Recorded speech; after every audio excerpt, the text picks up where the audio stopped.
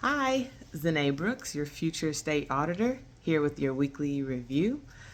Had another pretty busy week. You guys are just going to have to start following my social media. I've been doing good at putting together an itinerary, so I'm probably about to roll one out for this week. Um, but wanted to start by first acknowledging it is Labor Day weekend. So I got an opportunity to go down to Labor Fest. Um, which was great. I think this is it's not that old, and I know Brett and Uno have been working very hard to bring awareness to the labor unions that represent the different industries, celebrating the wins that they've had, the work that they're doing, and just continuing to advocate and to fight for equal pay, workers' conditions, using, in-state workers. Um, so it was great to get out and meet people.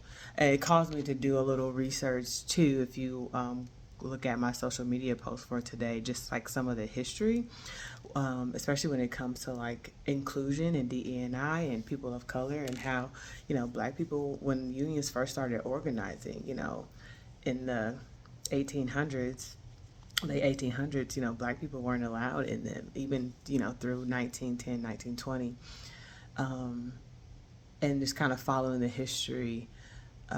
It's very interesting, and I just say that because I always try to keep it top of mind for people, diversity, because I think if you're not intentional about being inclusive with other demographics, race, gender, sexual orientation, religion, we can miss out on an entire population of people who are still underserved and discriminated against, whether it's intentional or not intentional. And so it's important to know the history and understand why we have to continue to fight so hard. So I was just kind of reading through that, and then, but wanted to acknowledge that a lot of unions now have done, a lot better job to include people of color and women, as well. We talked to a couple unions who talked about, they hire people, and work with people that have, felonies on their records. They're trying to get, black and brown people off the street. And so just hearing those things was definitely encouraging and inspiring, that people are, consciously making an effort to be inclusive of everyone and represent everyone. Um, the other thing too with that is just to remember that with intention, like all of this effort that we're talking about, policy and government work, there has to be intention around inclusion. Um, and I think if you look on the other side, the Republicans, it's very, very extreme right now. And I've even talked to more Republicans, even in recent days, about how they don't even, more, I won't even say liberal Republicans. I think they're traditional Republicans, but they don't even see themselves in this party right now because it's so extreme. And I think it's important that as we think about the election cycle, that we are voting in people that can combat and offset some of these extremist views. Like there are people that, we obviously have seen, women's rights being challenged, and we will see, LGBTQ rights being challenged, and interracial marriage, and resources and opportunities for the underserved and the ones who don't have a lot of privilege. So if we have to get people in the office that actually care about these things, and I know that there are, solid people on the other side, good people on both sides. But the problem with that is, are the good people on the Republican side speaking up against some of what's happening? Um, so, I think I don't like to say things, bad things about other people, but as we think about the importance of these races, whether you think this auditor's race is important, or Secretary of State, or Treasurer, this is the business of the state. And when we think about the business of the state, we should be wanting to make sure that the people in those offices reflect our community and will speak up and advocate on behalf of the community. If you look at the slate, the ticket on the other side, I'm not sure I have the confidence that they're representing communities of color, LGBTQ community, veteran rights, which, me, Destiny, and Jessica represent all of these different communities.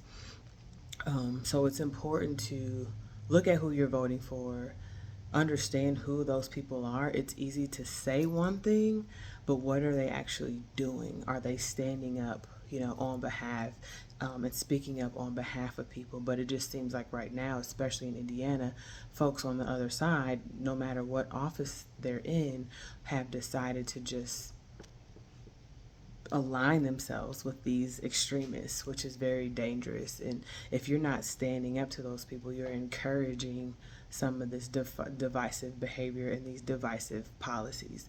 So again, the people that we're running against, they may be okay people, but if they continue to align themselves, then that means that's not okay.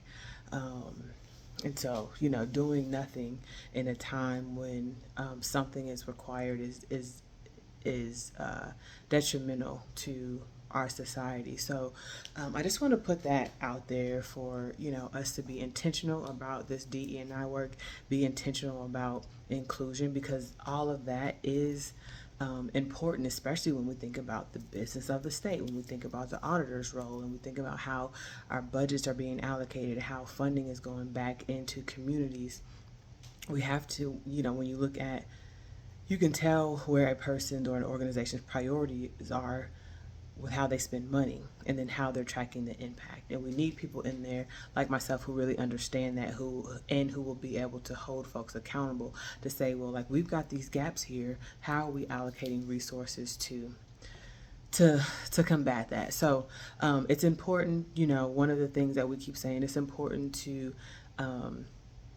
hear what people say, but more important to watch what they do and who they're aligning themselves with.